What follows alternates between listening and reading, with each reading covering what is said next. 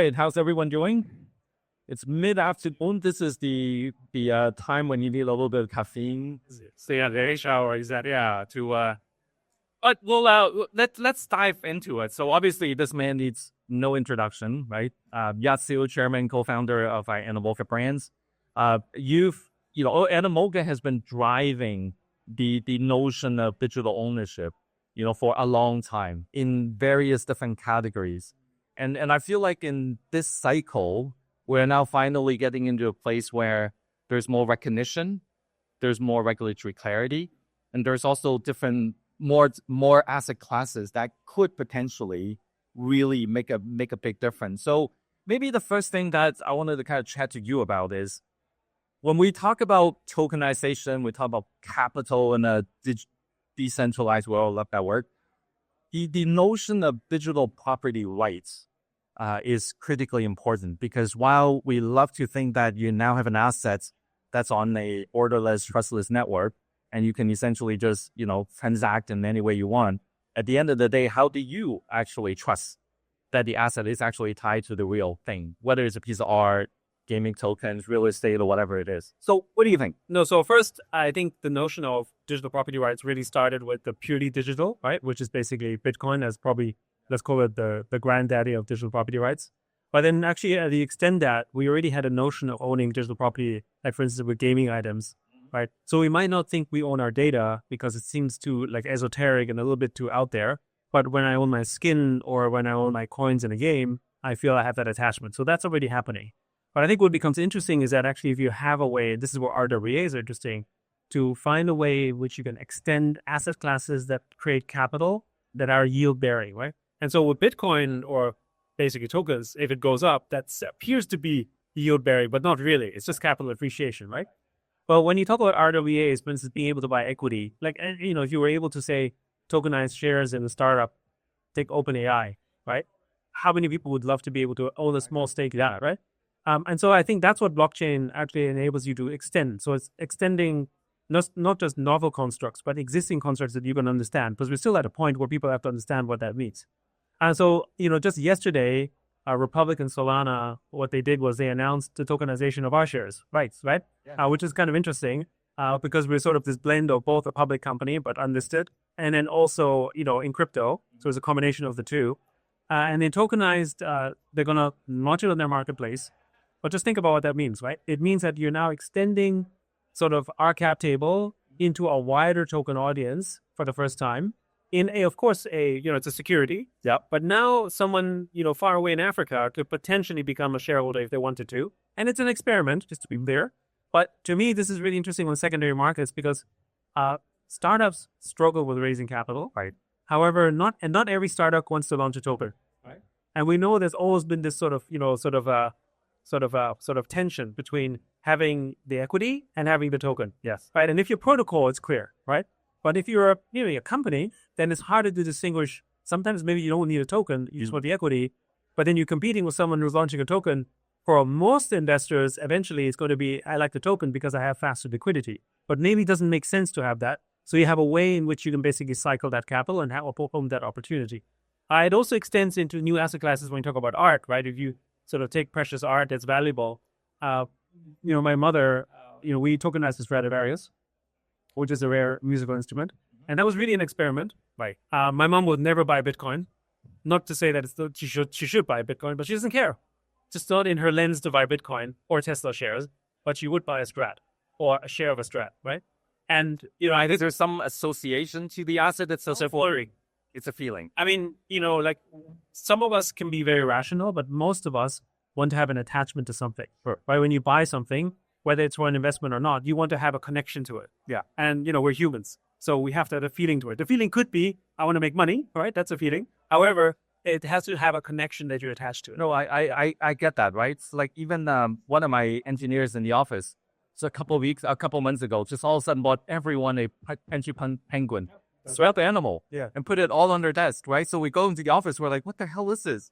It's like, well, we got all of you airdrops, but at the same time, there's something that could remind you that you have to in the airdrop. So I get it. I guess it's emotional attachment. It's emotional attachment. And when you think about the sort of value, I think people are trying to find intrinsic value. Actually, the social network connection of an asset is actually what makes it much more valuable. So for instance, Birkin bags intrinsically don't have high value, right? However, the social network of everyone who owns a Birkin bag is actually what gives it value, right? And so expanding that network effect is what tokens do really, really well.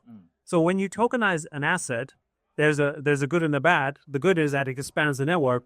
The bad is because it expands the network, it becomes inherently more speculative as well, right?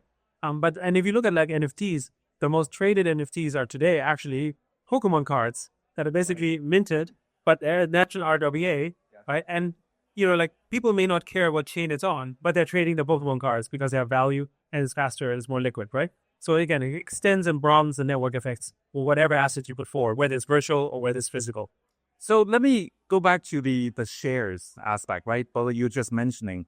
I mean, even a few years ago when I was still running the Algorand Foundation, we wanted to look at the tokenizations of share in both the public and the crypto markets. Now, this is 5-6 years ago. Yeah. So the environment was not ready for then. The regulatory environment is also not ready to go. Do you feel like we're now at a place where, the acceptance of blending the securities traditional markets and the crypto market or token markets the line is getting blurred? Do you see that now? The line will blur. Yeah, of course, it's right now still distinct, but institutions aren't necessarily going to be buying tokenized shares of Animoca yet, right? However, maybe crypto institutions will, right? And certainly when you think about people, I think of it also as generational, right? So, like my mom is much older, so she doesn't even think about buying shares, right? Whereas, my generation will be thinking about, well, you have shares, right? It's like normal because the stock market is right. My kids' generation is like tokens or nothing, right? And if you look at places like Korea, I think it's like 60% of the youth under 30, like almost exclusively, sort of trade crypto and don't do equity. Now, that doesn't mean they don't want equity. It's just to say that they don't want shares in an account that is in some kind of registrar that accessibility. And also the trade of the item, it's very complicated or it takes time. It's unfamiliar, right? So it's not difficult. It's just unfamiliar. And so they're much more familiar with tokens. So which is to say that if you don't tokenize parts of your business, whether it's shares, if you're not a token, or you launch a token because you're a network or a protocol or whatever it is that you do, then you will slowly become irrelevant, right? It's a little bit like, I'm guessing we're a little old enough to remember the days where we had this thing called digital literacy. Of course, right? I used to have to print out emails to my boss, like 35 years ago or so. People say, do it. Okay. And so you print out an email because the guy didn't understand that, right? But that person is not going to make it in this world, right? And the same thing, a company that was not adopting the internet or social media and going online are generally not making. A company that doesn't tokenize is not going to make it because a company that tokenizes or knows how to extend that will have more power, more value, more distribution, more reach, right? So that means everything has to tokenize. So I think that's the line that is it's not just blurring, it's the taking over. And my lens to the future has always been looking at what young people do. Because after all, we will die and they will come in. Right. Exactly. And so the standard of looking at young people or my children or others is to say, okay, what do they do? So, we were very early in gaming and we did well with that. Why? Because young people play games. And, the trope was, but only it's something for little kids. And then when they get older, they stop playing games. Turns out that's not true. Right. And no, it's a like something, right? Exactly. But so now we have like 3.4 billion people play games. But not only has that increased, the idea of gaming culture. So we think of gaming culture maybe only as things that you say, but actually we gamify everything through games, right? So we're familiar with the gaming mechanism. And so now we introduce gaming mechanisms in DeFi, for instance, or like leveling systems or whatever. And that actually teaches us in a way that I'm familiar because gaming culture is everywhere, even though we don't fully sort of maybe acknowledge it because it's part of that normal culture, right? So it's, and then what is the next culture that's coming in? It's basically dealing with tokens. We have to understand how that works. If you don't, you're not going to make it. So how do you look at, again, going back to the title here, right? When you naturally tokenize any form of RWA, there's the notion of digital rights ownership, and there's the notion of regulatory or legal implications in terms of the actual ownership of that. You talk about gaming, right? Both of us were I think you were also in Korea as well, right? For TW. So I had a meeting with one of the government officials that's actually in the process of putting to pour forward a digital asset framework, right? Which most likely will get launched by the end of the year. And one of the things that he told me was about 20% of government officials in Korea actually owns crypto. Government officials. And it's actually, they have to declare it, right? So you actually know who's actually doing it. And I asked him, that's an unusually high number, right? And the fact that you actually have to disclose it, open it out. And they said, yeah, because we're such a big gaming culture, right? So as as they grew up, they're continuing to do it. So digital token ownership is not all that different to them. But now the fact that he's now a government official, now he's struggling because he's trying to figure out, in a decentralized world, all of these tokens that are running on blockchain protocols, how do they rectify the fact that there is a real thing, whether it's shares or not, in the back, and then there's all these tokens that are out there creating new economies, and how do you tie the two things together? Because that's fundamentally one of the biggest challenge. Why, we've been talking about RWA for 5, 6, 7 years, but it's now starting to become a thing. What triggered that change in your mind? Well, I mean, again, it's generational. Like you look at Korea, most, like as I said, 60% of the youth exclusively own crypto almost. What that means, though, is that you have a high voting block, right? You have a high voting laws that basically says, don't screw with my asset, right? And that's the reason, by the way, why Korea still doesn't have a tax on trading of crypto, right? So I don't know how many people know, but in Q1 of this year, the Korean won was more traded than the US dollar. Yes. Right? Yeah. So that tells you something about the state of that particular market. But there's something else that's weird about Korea. It has strong capital controls, right? So if I do business in Korea, I can't just freely take it out. It's not like Singapore or Hong Kong, right? So that means you have a very captive local market that, from a trading standpoint, where basically trades more US dollars than anywhere else in the world, at least in some moments of time, which is wild to think about, right? Yeah. And it has to do with the tax regime. So as a politician, whether you like it or not, just like what's happening in America, you basically have to be pro-crypto, not for the crypto lobby. That's different. The crypto lobby in Korea works differently because if you're, like a strong political lobbyist, you get cut down by the ministry. Yeah. The Justice Ministry is very powerful there. But in America, lobby is the worst lobby is kind of this. However, the vast majority of your young population owns crypto, right? So if you want to get their vote for the next government, you got to serve them, right? So that's basically what's happening there, and that's why they have to adopt it, right? But I think the other thing about Korea where it's more of a struggle for them, even though it's so native, is because of the fact that they don't have free flow capital. Right. So the capital controls is a struggle.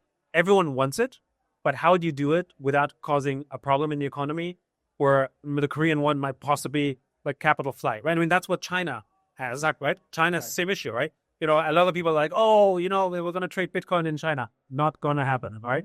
However, it will happen in Hong Kong, right? And so what Korea does not have is a gateway where you could do it. They don't have a Hong Kong. They don't have a Hong Kong, right? Whereas China has Hong Kong, which is why China can push stablecoins, can push RWAs, can do all that stuff. I think there's 9 license exchanges in Hong Kong now. 12 now. Oh, 12 now. All right, okay. You're paying better taps to me. So the point is that you have license exchanges, right? So Hong Kong is really competing with Dubai, sort of in that construct, right? And of course, it's because it wants to tap into Chinese capital in the mainland, but it won't be able to do it unless it is able to move it to Hong Kong in these legal ways, right? So Korea needs that in order to open up that framework. I think Korea would be much more ahead if it could do that. So now they're struggling between that sort of struggle of, we actually want to tokenize everything, but we don't really know how to, because if you could truly tokenize it, then actually the capital could be moved outside of Korea, and they don't want that. I feel like, for almost the entire lifespan of blockchain, Bitcoin, all of the decentralized, kind of environments that we live in the last, 15 years or so, we've always been trying to break down the barriers, take away the intermediaries, make it more efficient, more direct, peer-to-peer. And then, of course, now we're starting to see the barriers coming back up, right? The barriers are coming up because you've now got stablecoin regimes, you've got crypto asset exchanges, you've got travel rules, you get all kinds of weird stuff that basically mimics the real world, but now being put on top of a decentralized world. So when you have capital that's being moved around, because you look at Korea. Korea is a big market, Singapore is a big market, Hong Kong is a big market. But at the end of the day, it is just a market, right? These markets need to interact with other markets. So now when you have all these borders being put up and everybody's got seemingly slightly different rules, sometimes very different rules, how would capital move around, right? Like we can't just close our eye and say, yeah, okay, I'm just send it to your wallet, done. You don't ask me any more questions, I'll handle it. No, so, but not anymore. No, so I actually think what wallets and crypto do in the decentralized way is that you can now basically trade with the world and be pre-authorized, because with digital identity, with essentially, KYC is a very primitive version of this, Right. but that's what we do, right? I want to participate in sale, I KYC, and then basically, because it's KYC, it opens up certain areas. You can start to extend that further and further if you have a digital ID that you constantly sort of basically verify, whether it's through a passport or whatever, then actually you can start trading in these international assets going forward. And Korea actually has been leading the way. For instance, if you have a MetaMask wallet, Right. actually you have to register that for that, right? Now, there is one way to look at it and say, oh, it's a breach of privacy, it's not anonymous and that kind of stuff, right? But, I think the thing is, I think we're conflating, I think, often the need for privacy and anonymity as the same thing when they're not the same thing, right? Right. So privacy means I want to be able to make sure that my private content is not given out and I can do things that I can do privately, but it doesn't mean I'm anonymous, as in I'm not someone that you can never find, right? Because you have to be accountable to something. Right. Like, otherwise you have what happens in a lot of crypto world, which is basically the Wild West, right? Counterparty for no. The counterparties are no one, right? And no society operates on zero trust. And the reason why crypto is over collateralized is because your collateral is the agent of trust, right? If I basically show you how much Bitcoin I have and I post that as collateral, I can now trust you. Right. In the physical world, we have unsecured collateral, of course, right? Everything runs on credit. Everything runs on credit, right? And that's only possible because I have a framework of trust, right? So we can either say everything has to be over collateralized, which is why I think it's limiting the world of crypto, or we can say, okay, we can now bring frameworks of trust forward. And that to me is where we have to take that adjustment to say, you know what? We don't need to be anonymous. We need to be privacy preserving. So a digital identity holds you accountable. So I am able to actually trust that when I do business with you, you're not going to basically screw me around on the basis of trust, as opposed to having to literally post collateral, right? So that's the framing, right? And so I think it's important. How do you onboard the rest of the world? We're going to have to onboard them in a kind of trust credit score kind of way, rather than onboarding them in terms of you got to buy your Bitcoin first before you can join the ecosystem, which is why we've been growing the way it has, right? I mean, imagine, if the only way that you could buy a house, which is tough already, without having the ability to get a loan, Right. But actually, that's worse for the world, right? Right. So that's a framing. So we've touched upon quite a bit of different areas. And when we talk about RWAs, I think obviously there's the gaming assets, the NFTs, and all of those, the meme coins. I mean, God forbid, talk about meme coins, but they're not so bad. We'll talk about it later. They're not so bad. They're not so bad. But if you think about it, most of the RWAs that are more taking flight are actually financial products. Yes. Like tokenized money market fund and so on. So I mean, we like our joint venture with Providence on Nuva. Yes. Right, basically $50 million of HELOCs, Right. which is basically mortgages, right? Mm-hmm. But the reason why that's interesting is because they would be considered safe asset classes, right? And so if you want to go and onboard someone who's new to crypto and be able to sort of participate in that, a HELOC might be something that would be more familiar with them than necessarily saying, well, here's Bitcoin and you can have a hedging strategy and whatever. Hey, that's people walk away. It's just too alien for them, but they can understand real estate. So RWS to me is really sort of tokenizing in a skeuomorphic way, right? So basically being able to understand in real world terms what it means. And then, I understand people pay rent. I understand you have to pay a loan and it's this kind of asset. And so I can do that as an RWA. And now where it extends is someone who couldn't have access to it can now say, oh, I can do that. I mean, you look at stablecoins. We have 150 to 200 million people in the world who might not even have a bank account, right? Could now possibly participate in those type of assets. Yep. And if you're the seller of those assets, that's attractive for you because now you have a wider market to reach. No different than why you want to be on the internet, because you have a larger audience that you can reach, exactly the same reason. But now they have capital and you can have capital formation in a more broader sense. The opportunity then extends the other way around, which is, hey, I'm a startup in Africa and I can now RWA something else. And then someone else might want to buy that in the future as well, right? So I think that's the potential. And we might start with very boring products, but it's boring because the buyer on the other side understands that first, right? But of course, now that his assets are on chain, right? Now that he is digitally connected and he has value, then what he does is he might spend it on some meme coin, okay, or Bitcoin, for instance, right?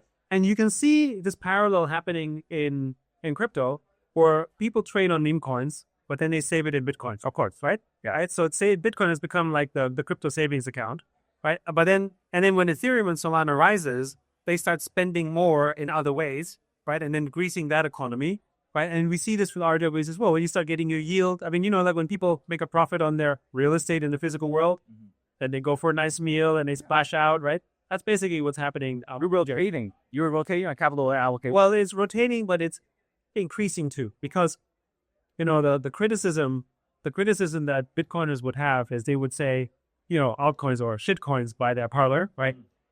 Is sort of, it's extracting, it's bad, it's dilutionary, whereas inflationary.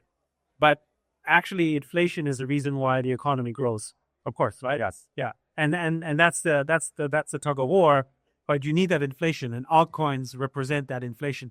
Right? If you grow it, and they may not have high value necessarily, but you are expanding the economy. Right. Expanding the economy, people enter the space. More people join the space because of altcoins than because of Bitcoin at this moment in time, and probably in the future. But then when they make money on the altcoins, or they get their RWAs, then they save it in Bitcoin. So Bitcoin will always rise as a result of that. But is that a prediction? Well, yes. However, collectively, the other prediction I would make is altcoins collectively will be much larger than Bitcoin. Right. Okay. Yeah. Right. I mean, you look at gold, right? Gold is a $25 trillion asset. Yes. Biggest asset, bigger than Apple, Google, Nvidia. But the stock market is 128 trillion, of course. Intellectual property is 80 trillion, commodities 300 trillion. Right? So you add it all up, it's 900 trillion, gold is 24 trillion. Yeah. Right? Doesn't make it less valuable, just means that, where's the growth utility happening? And altcoins represents that in the digital. More the foundational layer. Yeah, right? Exactly. So gold, Bitcoin, digital gold is more the foundational layer. Without that, a lot of the other economies cannot be created. Absolutely. Right? Absolutely good. Yeah. Good. So, okay. So change there a little bit, right? You and I are both in Hong Kong. We're both working on, part of your business is also working on stablecoin. What do you see in the world of stablecoin as it relates to all of these various different assets? In terms of the interoperability, the settlement, and obviously stablecoin is not appreciating assets, right? It is not inflationary either. It is meant to be fiat reference. So what's the aspiration in terms of you guys also driving into that as well? What was the? I mean, our joint venture with Standard Chartered, a bank, right, to basically push the whole stablecoin agenda, starting with $100. Yep. But the HKMA, which is our central bank, allows us to actually issue stablecoins beyond the $100. Correct. So you could do US dollar, you could do other currencies, all that kind of stuff, right? In the future, depending on what we want to do. But there are only 2 jurisdictions out of all the regimes here in Singapore and also Hong Kong that allows for it allows the user. Exactly, right? And that's very special.